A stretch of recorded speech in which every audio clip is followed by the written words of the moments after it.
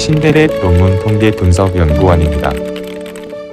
제25강 PLSSM 연속형 조절 변수 조절 효과 분석 중에서 상호작용항 만들기와 분석 결과의 평가에 대해서 알아보겠습니다.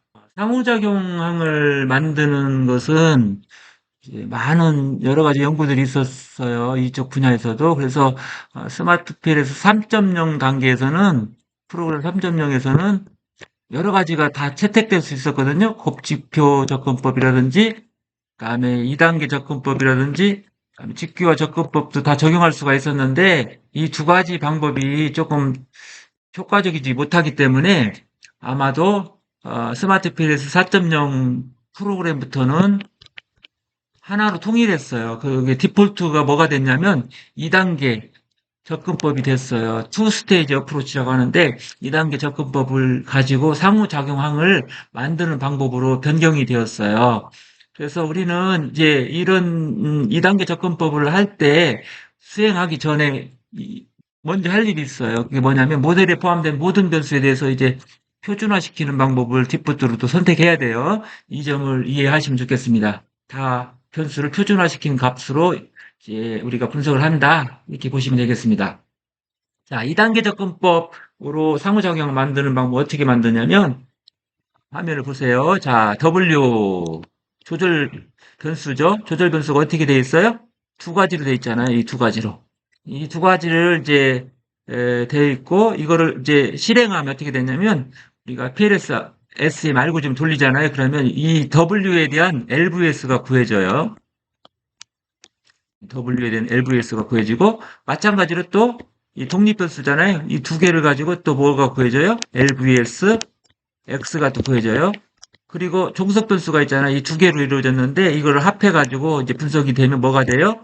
LVS 잠재변수 점수가 이제 Y 이렇게 되는 거예요. 이렇게 각각이 이제 구해지게 되고 이 PLS SM 알고리즘을 통해서 구해진 이제 LVS를 가지고 2단계로 넘어가요. 1단계에서 2단계로 넘어가는데 여기 구해진 이제 잠재변수 점수를 이제 가지고 각각 단일 측정 변수를 이렇게 만드는 거예요. 그래서 W는 LVS W로 이제 측정 변수 만들어 가지고 연결한 거고요. X는 LVS X로 해가지고 측정 변수 연결한 거고요. 2단계에서는 이제 이 LVX하고 LVS W를 곱한 거죠. XW가 된 거죠. 이렇게 곱해서 다 이제 우리가 측정 변수 만든 것을 다 각각에다 연결한 거예요. 이렇게 각각에다 연결하고 또 마찬가지로 종속 변수도 이렇게 LVS Y를 이렇게 해서 이제 다 연결을 했습니다. 이렇게 해서 우리가 이제 2단계 접근법으로 이제 상호작용 만드는 방법은 이렇게 한다는 거 기억을 하시면 좋겠습니다. 상호작용은 이렇게 만들고요. 자, 이렇게 해서 이제 2단계 접근법 상호작용 만들기에 대해서 알아보았고요.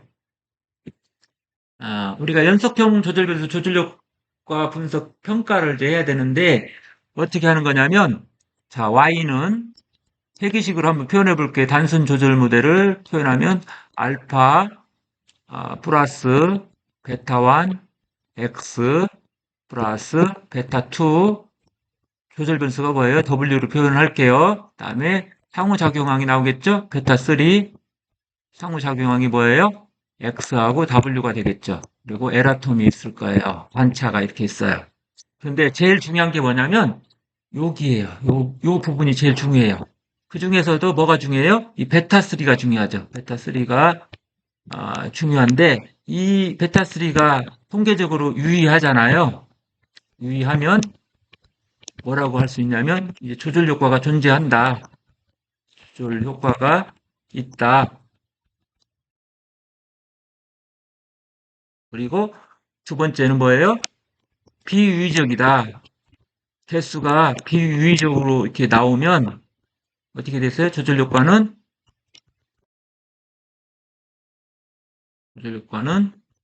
존재하지 않는다. 이렇게 해석을 이제 하시면 돼요. 초점 어디에 있어요? 여기 베타3에 있다는 거예요. 여기에 초점이 있어요. 베타3에. 그리고 이제 우리가 조절효과 유형이라는 게 또 있을 수 있거든요. 유형이 지금 뭐 한 세 가지 정도가 여기 제시되어 있네요. 하나는 강화효과고 또 하나는 뭐예요? 약화효과고 하나는 대립효과가 되겠습니다. 그래서 이 중에 하나 유형에 속할 거예요. 그래서 이 유형을 우리가 잘 확인할 수 있다면 강화효과인지 아니면 완화효과인지 대립효과인지 이런 걸 알 수 있다면 우리는 결과를 해석할 때 더 풍부하게 해석할 수가 있을 거예요. 그래서 이렇게 결과 해석의 풍부함을 위해서 우리가 이제 유형까지도 이해를 하시는 게 필요할 거예요. 다음 보겠습니다. 자, 여기에 나와 있는 건 화면 상단은 지금 여기에 보시면은 파이널 리절트에서 뭘 본 거냐면 심플 슬로프 어널리시스라고 해서 이제 추정을 하잖아요. PLS SM 알고리즘을 모형으로 추정하면은 이제 심플 슬로프 어널리시스가 나와요. 이게 나오는데 이게 그림 형태로 이렇게 나오는 거거든요. 여기는 독립 변수가 되고요. 여기는 종속 변수가 되는 거예요. 이렇게 종속 변수 되고 이 라인들은 뭐예요? 이 라인들은 조절 변수의 수준이에요. 조절 변수의 수준, 레벨, 수준이라고 보시면 돼요. 그래서 이거는 잘 보시면은 이쪽은 뭐예요? m-1 표준편차 아래. 그리고 여기는 뭐예요? 1 표준편차, 1 표준편차 높은 집단이 되겠습니다. 그래서 이거를 낮은 집단이라고 하고 이걸 높은 집단이라고 하고요. 중간에 있는 이 파란색으로 되어 있는 부분은 우리가 평균 집단이라고 얘기를 합니다. 다시 말하면 제일 위에 쪽에 있는 것은 지금 까만색이잖아요. 그래서 여기는 플러스 1 표준편차니까 이게 높은 집단이에요. 어떤 게? 까만 게. 이게 높은 집단, 하이, 높은 집단이고 이 중간에 있는 것이 평균 집단이잖아요. 평균 집단이고 아래에 있는 것이 뭐가 돼요?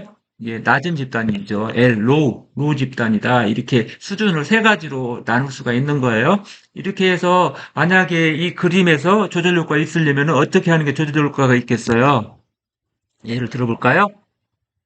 어떤 게 조절 효과가 있을까? 한번 예를 들면 자, 그림에서 한번 보시죠. 그림에서 보시면 어, 요 그림은 지금 조절 효과가 있을지 없을지 모르겠어요. 왜냐하면 여기 시작점과 요 편차가 그렇게 크지는 않아요. 이런 경우는 조절 효과가 없을 가능성이 있어요. 조절 효과가 있으려면은 어떤 식으로 그림이 그려지는 게, 아, 조절 효과가 있냐면 조금 차이가 이렇게 나게, 시작점에서 이렇게 크게, 그 다음에 이렇게 적다든지 반대 방향으로 또 이렇게 할 수도 있겠죠? 예를 들면, 반대로 이렇게 큰 거에서 이렇게 작아질 수도 있겠죠. 이런 식으로. 이렇게 이게 큰 폭일 때 그 시작점과 끝점이 큰 폭으로 이렇게 아니면 크거나 작거나 이렇게 되었을 때 우리가 상호작용 효과가 있다, 즉 조절 효과가 있다 이렇게 이제 조절 변수 효과를 우리가 분석할 수가 있는 거예요. 그래서 단순 기울기 분석 결과를 보시고 어쨌든 우리가 눈으로 보기는 어려워요. 목측으로 하기는 이게 조절 효과가 있다 없다 하기는 어려우니까 결국은 통계 분석을 하세요. 통계 분석을 해가지고 이제 우리가 조절 효과가 정말 의미가 있는 결과인지 없는지는 이제 그 결과를 보고 해석을 해야 됩니다. 단순 기울기만 가지고는 이제 정확히 모를 수도 있어요.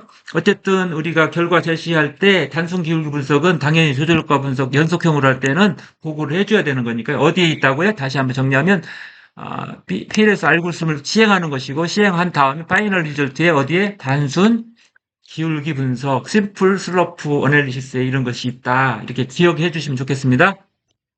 그 다음에 우리가 이제 마지막으로 조절 변수의 조절 효과의 평가를 이제 해야 되는데 이 평가를 할 때 중요한 게 뭐냐면요. 한번 제가 또 식으로 한번 써볼게요. 자, y는 뭐가 됐어요? 알파 상수항 플러스 베타1 독립 변수 플러스 베타2 조절 변수 그리고 상호작용항 베타3가 되잖아요. XW 에라톰 이렇게 있을 거예요. 그런데 우리가 여기에서 보시면은 이 효과 강화 효과인지 완화 효과인지 이런 걸 알 수 있는 방법이 뭐냐면 이 독립 변수의 부호를 보는 거예요. 이 X의 부호. 즉 베타1이죠. 베타1의 부호를 확인해요. 이게 플러스인지 마이너스인지를 보시고요. 그다음에 상호작용항이 있잖아요. 이 상호작용이 베타3가 있잖아요.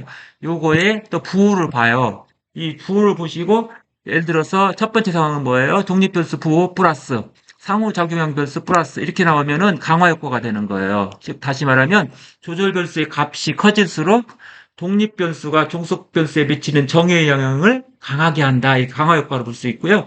또 부호가 마이너스 마이너스 있잖아요. 이건 어떻게 해석해요?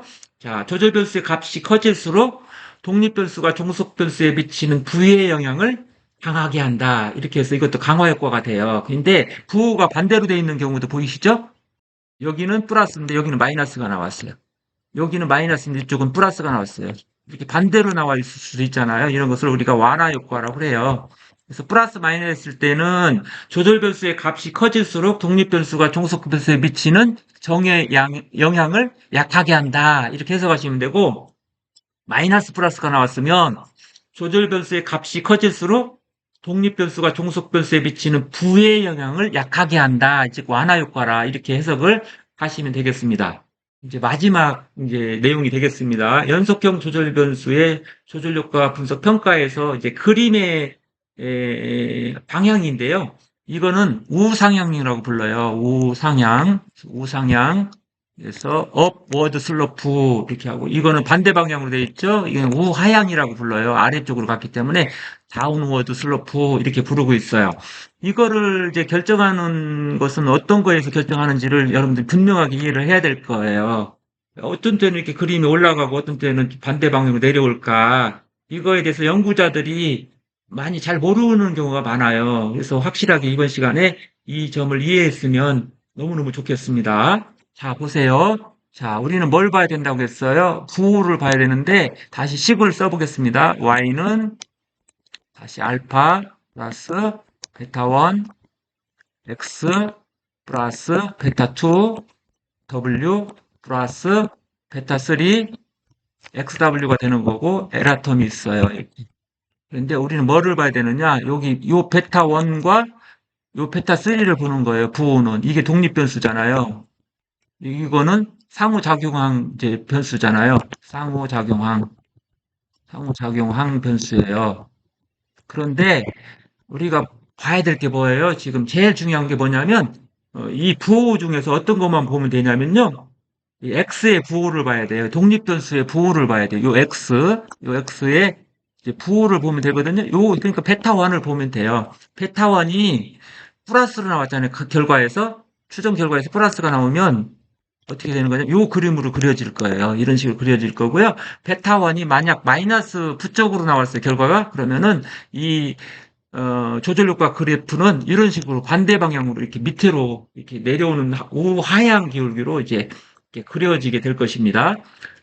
우리는 이제 제 25강 어떤 내용이었냐? PLSSM 연속형 조절효과 분석에서 상호작용 만들기와 조절효과 분석 결과 평가였습니다. 이상으로 제 25강 강의를 마치겠습니다.